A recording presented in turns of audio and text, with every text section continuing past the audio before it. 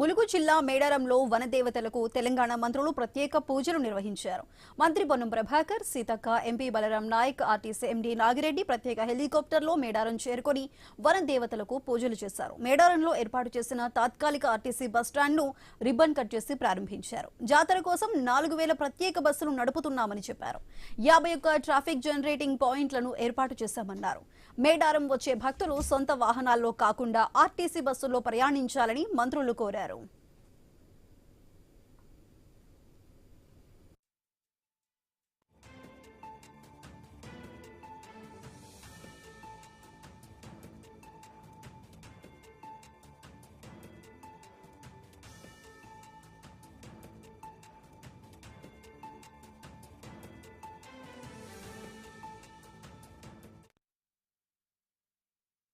చాలా మంది Seethakka ములుగులనే పెట్టుకుంటది bus depot అన్నారు. ఎందుకంటే నేను ములుగు ప్రాంతంలో పుట్టిన కాబట్టి.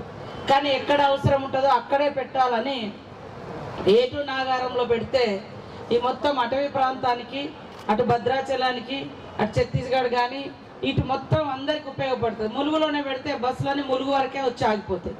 కానీ గోవింద్రాపేట, తాడుబాయి, ఏటు నాగారం, కన్నాయగూడెం, మంగపేట, అటు వాజేడు, వెంకటాపురం, అటు భద్రాచలం ఇవన్నీ కూడా కవర్ కావాలంటే ఏటు నాగరమే బెటర్ అని నేను చెప్పడంతో మా గౌరవనీయ మంత్రులు మరి మా పొన్నమన్న గారు అక్కడ ఏటు నాగారానికి బస్ డిపో ఇచ్చినందుకు వారికి మరొకసారి ప్రత్యేక ధన్యవాదాలు.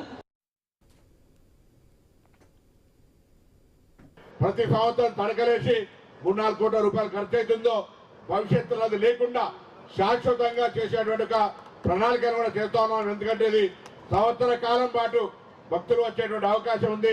దాన్ని అంచనా వేసుకొని తప్పకుండా రవాణా శాఖ తరఫున ఇప్పుడు 4000 బస్సులే కాదు, ఒక రద్దీని పట్టుకొని ఇంకా బస్సులు పెంచే విధంగా మా శాఖ తరఫున వందలాది మంది అధికారులను డిప్యూట్ చేసి ఈరోజు లాంఛనంగా ఈ యొక్క ప్రయాణ ప్రాంగణాన్ని ప్రారంభించుకున్నాం.